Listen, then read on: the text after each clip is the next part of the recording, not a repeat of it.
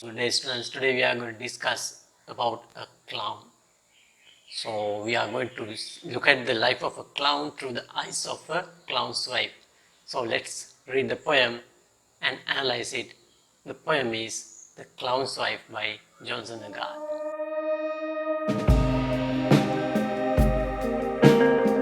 First of all, let's look at the poet. Johnson Agard is a British playwright, poet, short story and children's writer who won the Paul Hamlin Award for Poetry in 1997 and has travelled extensively throughout the world performing his poetry.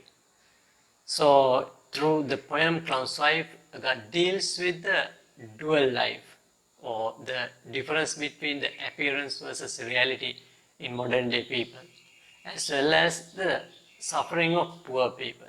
This post is in black and white in our blog, letsprint.com. You can visit there and read it. And further, we have discussed the duality of people's life in a post. So you can use the links below and read them. Okay, let's move to the deep end of the poem. Let's first look at the title. Although the poem is about the clown, so the poem is about the clown through the voice of the wife. But much emphasis is paid on the wife than the clown. So it is through the voice of the wife the reader looks at the poem. Though the wife describes the real nature of the clown, her true nature is spontaneously revealed as a devoted wife who is trying her best to cheer her crestfallen husband. Therefore, the title suggests that though the subject matter is the clown, the wife's contribution is larger than his contribution to the poem, maybe to the life of the clown itself. So the title is to something deeper than it actually visible. Though we expect the poem to be about the clown, it is about actually the clown's wife. It should be actually like something like wife's clown, something like that. What is your idea? Go to the first two lines about my husband, the clown, what could I say? So first of all, if we look at the poetic devices in the poem, first of all we notice the inversion. That means the change of word order. So why do we see this kind of change of word order? I think it shows her hesitation to speak about her husband. She is somewhat confused. She has no idea how to start and where to start. What should I say about my husband? That may show her despair about her husband's predicament. At the same time, we notice the rhetorical question. I think you know what rhetorical question is. A question with no answer expected. So she asks these questions from herself, maybe. So this creates a dramatic effect, and further it shows her hesitation. She has no idea where to start, so she asks a question from herself, where should I start to speak about my husband? And further this first person point of view, so it brings more accurate view on the poem. So this is about her personal experience. So she tells of her own life experience about the clown. So what is the importance of first person point of view? That is, it is more accurate because she is personally involved with the subject matter. If we further discuss about the first two lines, we see the wife is going to describe about her husband, but she doesn't know where to start. And we see the day-to-day language and rhetorical question. These things add a genuine value to the poem. The start is like she is answering to a question of a journalist or something like that. Her hesitation creates a dramatic effect, showing that she is not going to tell happy news about the clown. Or next line we see she starts speaking about her husband like this. On stage he's a different person. Up there he's a king on a throne, but at home you should hear him mourn. Okay, let's see the poetic devices in the poem first. The first thing is king on a throne. So it is a metaphor. By now you must be familiar with the term metaphor. Metaphor means direct reference to somebody or something to something. For example, if you want to attribute somebody bravery, you directly address you are a lion. The wife says he's king on the throne. So that suggests he is one of the perfect figures in the industry, something like that. In this description of the clown, we see the wife of the clown draws parallels of two aspects of her husband's life. She reveals that he is perfect at his role on the stage, but at home he is a desperate character. The situation is ironical because one expects a clown to be a happy person, but the clown described by the wife mourns at home. So that shows the reality behind painted face versus real face. Though the clown could cover up his sorrow behind a mask at the circus, his real nature is revealed at his natural abode. The reason might be he is burdened by the pressure of life. His job may not pay him enough.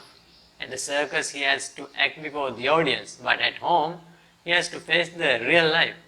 So we see that his real life is not favorable, and it is something like trauma. That's why he is crying, he is mourning at home. We see his true life account through the eyes of the wife. Okay, let's move to the next three lines of the poem. The moment he walks through that door without that red nose and the funny clothes, he seems to have the world on his shoulder. So again, let's move to the poetic devices in the poem. First of all, we notice the simile. Seems to have. He seems to have the world on his shoulder.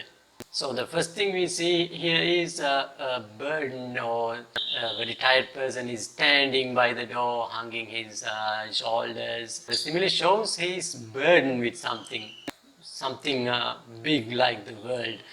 So we see a person crushed with problems at the doorstep. The same line, the world in his shoulder, is a paradox. You know what the meaning of paradox? Paradox means exaggeration. So the wife exaggerates this thing to show the gravity, show the real picture of the clown. The use of paradox shows how burdened this clown actually is. We see some visual imagery like a red nose, funny clothes. So it is a very good picture, like video. A clown is standing on a doorway with his clown's clothes, worried and crestfallen. So wife is looking at him. So this wife's examination of the character, examination of the person is vividly portrayed through the lines. If we further analyze that, she precisely knows where the clown changes his role of the clown to her husband. She understands that not the clown enters the home, but a man crushed by the weight of life. She explained burden using this exaggerated word, the world on his shoulder. So this phase of the poem reveals what the problem is with the clown, and we see the understanding nature of his wife. And the moment he walks through the door symbolizes that clown is entering into the real world from the world of fantasy. So in this real world, the clown may feel his responsibilities to the family and his actual poverty. So he understands now he has failed to deal with these matters in real life. Next 4 lines actually deals with the character of clown's wife. We see a devoted wife trying to cheer up crestfallen husband. Okay, let's read the lines. I do my best to cheer him up, poor soul. I juggle with eggs, I turn cartwheels, I tell jokes, I do me latest card trick, I even have to borrow off his red nose. So let's look at the poetic devices first. We see the visual kinesthetic imagery like the clown's wife juggling with eggs, turning cartwheels. So this is something actually a role reversal. Now clown has become the normal ordinary person. Now wife has become the clown. In the theatre, clown tries to please the audience. Now at home, the clown is the audience. So wife is trying to cheer him up. So it is a very important juncture in the poem because it reveals about the role of the wife. Wife who understands her husband tries to please him, to console him of his sadness and everything. So we feel sympathetic and honored about this character. you might have noticed that some grammatical errors like do me later streak, something like that. So this shows the education level of the clown's wife.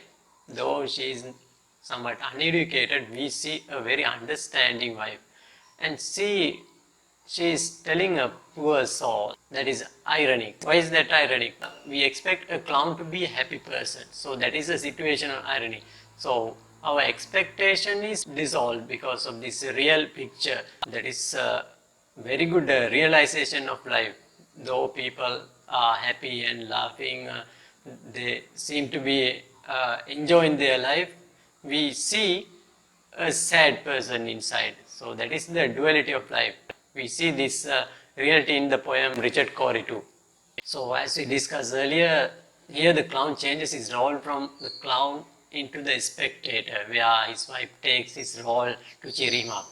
The struggle to cheer him up shows that she is a caring wife and she is very understanding about the nature of the clown.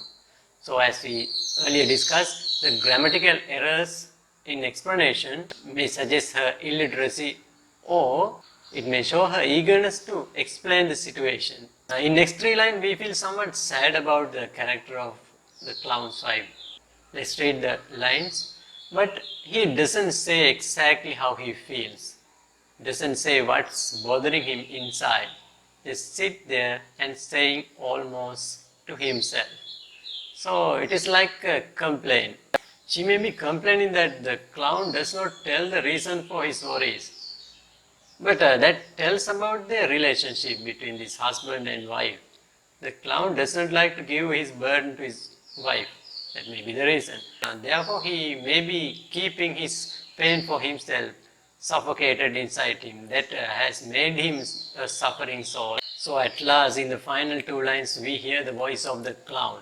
So it is almost like a sign. He says, "Oh life, what would I do without this clown of a wife?" So this clown's eye clearly depicts that he is suffering from the burdened life, and he knows the struggle of his wife to keep him happy, and he values her effort actually. Though they have their own problems, both of them try to make their counterpart happy. So that shows a good mutual relationship. So reader may feel sorry about these characters because they try to cheer each other, and the clown try to cheer the audience, but in the real life both of them are not happy. So that may be another aspect of life.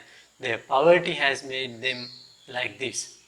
So there is another theme in the poem, the poverty and the poor condition of lives in the life of the poor. So as a final idea, though this story is about a clown, it has a universal applicability where almost all the people in society act nearly the same way when they have problems. They have to cover up the emotions and show a different face to the society. But when they face the reality of life, they have to face it. Nobody can hide from the reality, right? In a way, most of us are clowns, covering our real selves. Our only happiness depends on the relationships around us. Isn't that so? What is your opinion? Please leave a comment below telling your ideas. So if you find this post useful, share it with others. So if you haven't subscribed to our channel, you can hit the subscribe button and hit the bell icon, so you will not miss any video post by us. So that's the end. See you in another post. Bye bye for now.